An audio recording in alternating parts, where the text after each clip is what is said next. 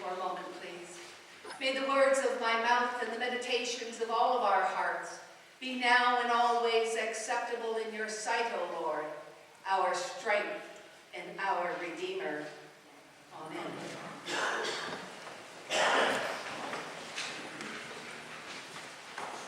When we listen to the gospel this morning and the other readings, if you can remember the readings from last week, they're very different. Last week, we talked about being vipers and what that means. And now this week, it's hope. We hear more. The blind will see, the lame will walk. More hope in our scriptures. More to look forward to. Today, we did light a pink candle. Today, we celebrate joy. And perhaps that's one of the reasons that there is more joy in the scripture. More good news than foreboding news that we sometimes get. And we have heard during this time of Advent. So that's what I've chosen to talk about this morning, is joy. Now, I don't know about you, but I'm not a great shopper. I'm not the kind of person who likes to go shopping. If I need something, okay, I'll go and get it, and that's it.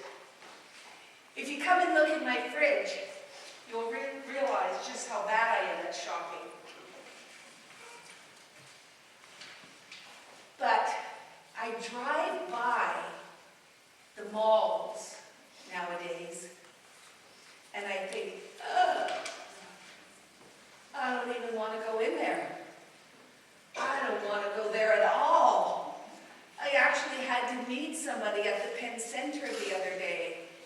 We weren't even going in the Penn Center, but the traffic to get into the Penn Center was backed up onto the 406. Couldn't even get off the 406. It took forever just to get in the parking lot. Thank God I wasn't going into the Penn.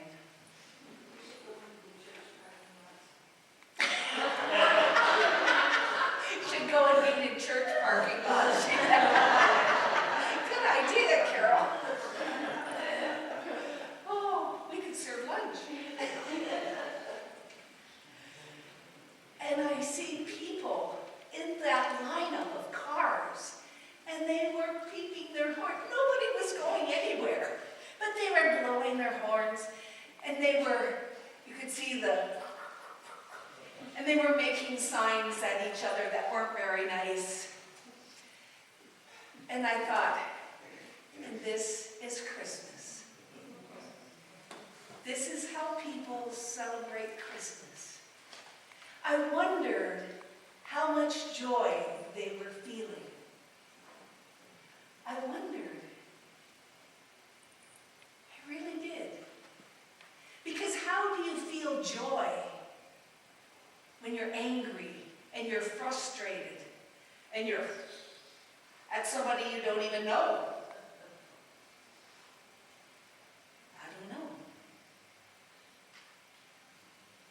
So that led me to thinking, how much joy is there really in the world? If you listen to the news at all, it doesn't seem like there's much joy at all. And this past week, I spent 2 days at Mount Carmel with our bishop and with the other archdeacons of the church. And one of the things that came up quite quickly into our meetings was what's going on in the States with Donald Trump. There's a lot of fear. There's a lot of fear. There's a lot of disbelief. There's a lot of very tentative feelings. what's going to happen next. My fear is there's not much hope. And we really do need hope. We really do need hope. And so we talked about that. And how we can find hope. What we have to remember is Donald Trump is a human. Yes, he can do a lot of damage. There's no doubt about that. And yes, I believe he's already done a lot of damage. Because things are happening, not only in the US, but right here in Canada, that are telling us that there's this whole underbelly coming out. People who are really not very nice. And as Canadians, we don't like that. We don't like to be thought of as not being very nice. But folks, the reality is there are people in Canada that are doing some of the same things that we're shaking our heads and shaking our fingers at the US people for doing. And that's disturbing. That's very disturbing. So where is the joy? How can we spread joy? Like I said, when we listen to the news,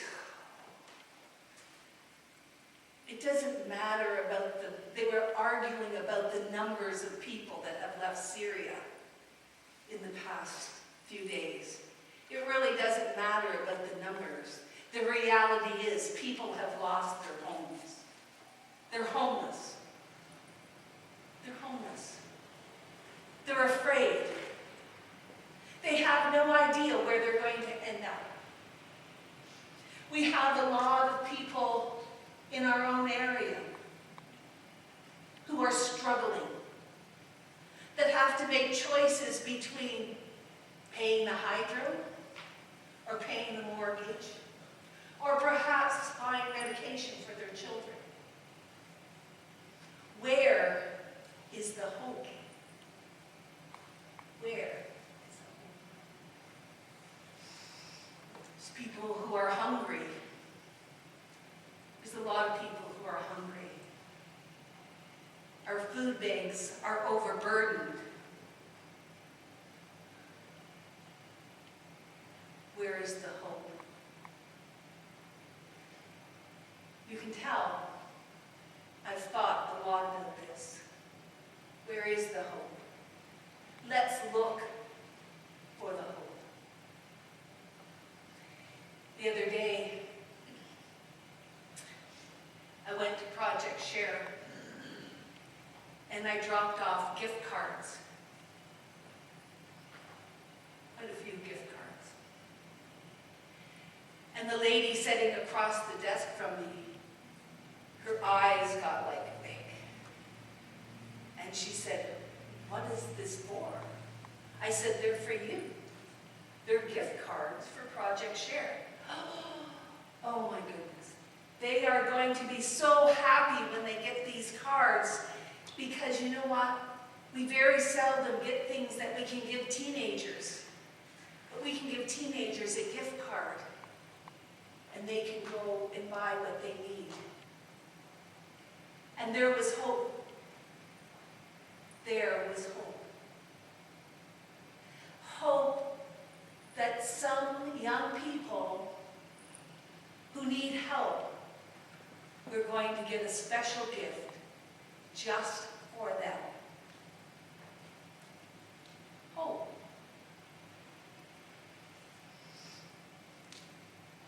We have a visitor from St. George's this morning.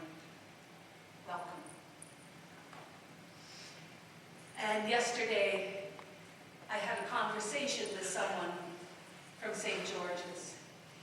And they said to me, "What are you doing for Christmas this year, Val?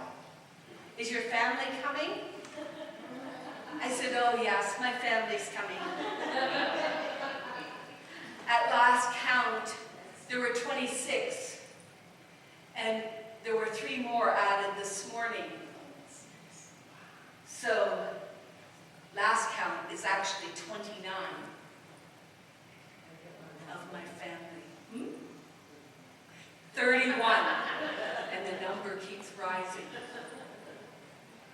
I said to her, I thought this year, I took last year off, didn't cook Christmas dinner. Well, I cooked it, but not at the church. So I said, I thought this year it was time for me to start cooking Christmas dinner at St. John's, like I used to do at St. George's. And when we started, the very first year we started, it came to me as 2 people came in the church, 2 people who I knew to be alone, 2 people who I knew had no family here in Canada. And I thought to myself, I wonder what they do for Christmas.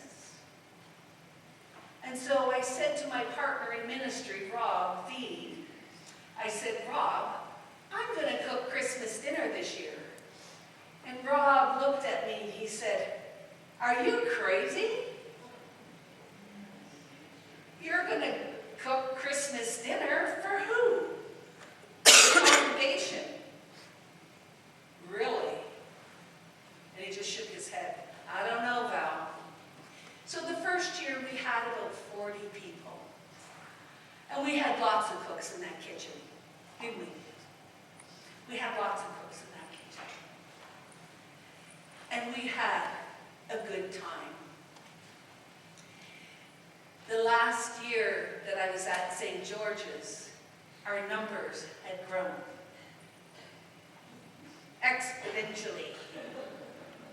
We had over 100 people.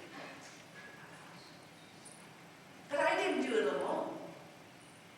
There was a wonderful young man that had joined our congregation, and he came to me and he said, "Now, I'd like to help you with your Christmas dinner."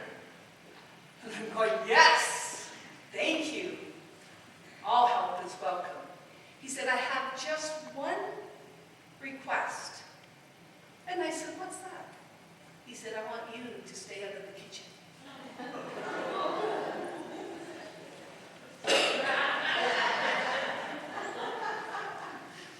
I said, "I think I can do that." He was a chef, and he prepared all the food for us. Not just he alone. He had help. There were helpers there. Everybody pitched in. But he prepared our dinner. And believe me, there was always enough food for an army. An army. And was there joy? There was joy. There was joy overflowing. My kids, it's always been who's ever available comes. And this year, somebody said, "What are we doing for Christmas, Mom?" And I said, "We're cooking Christmas dinner at St. John's." Good. They enjoy it. They enjoy it because we all gather together. We all sit around and eat way too much. And we tell stories and we laugh. And we're just together. That is joy. It doesn't have to be the biggest gift under the tree. It doesn't have to be the biggest home on the block. It doesn't have to be the biggest bank account of all. Simply being together,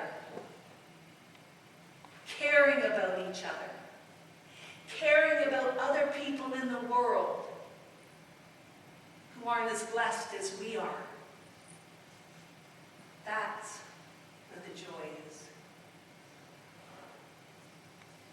That's where I find my joy. Now, will I be running around, probably Christmas Day, I'll be running around. But I won't be alone. I won't be alone. I have a family who just does what needs to be done. We do it together. And we'll say, Sue, you have to mash the potatoes. And Sonia will have another job. And the boys will just sit there watching us. But that's okay. Their work comes. Their work comes. They work very hard. Because there's always cleanup to do. But we do it together. We do it together. And that's where the joy comes from. Are we tired by the end? Absolutely we're tired. But it's a kind of tired. It's okay. Because we've had so much fun together. Joy. Joy. It's not complicated. I'd like you to think of when you last brought joy to someone's life. And I can name that for a lot of you. Because I know people who will call someone just to say, I'm thinking about you. How are you? Or they'll call someone and say, I haven't seen you in church lately. Are you okay? Or their friends need something. Or their families need something. And we can be of help. We get a call, we go. We help. We bring joy. And that may be in praying for someone. It may be in giving of ourselves. But it does bring joy. So this week, let's think about joy. Let's not forget that it is supposed to be a time of waiting, but also a time of joy. I find myself thinking a lot about the family that we're sponsoring. And I was happy to hear that one more family got here that we were waiting for. And I'm hoping and I'm praying that the next family that we hear about making it here to Canada is the family that we have sponsored. And oh, what joy will fill us. Oh, what joy. It's not complicated. It's there for us. The joy. It's within us. We have that joy. We can nurture that joy because we know the love of God. And we can bring that love, that joy, to other people.